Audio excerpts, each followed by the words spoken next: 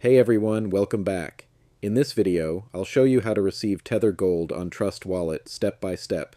Let's get started. First, open the Trust Wallet app on your phone. Log in using your passcode, Face ID, or fingerprint. Once you're on the home screen, tap the search icon in the top right corner. In the search bar, type XAUT. From the results, select Tether Gold on the correct network, usually the Ethereum network.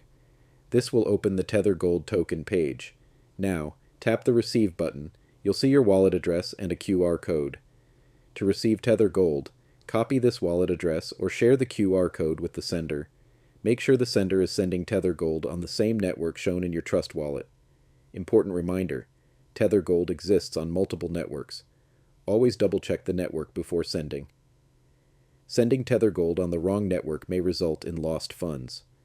Once the transaction is sent, your Tether Gold will appear in your Trust Wallet balance after the network confirms it. And that's it. You've successfully received Tether Gold on Trust Wallet.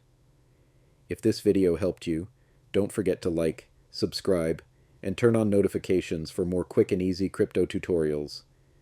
Thanks for watching, and I'll see you in the next one.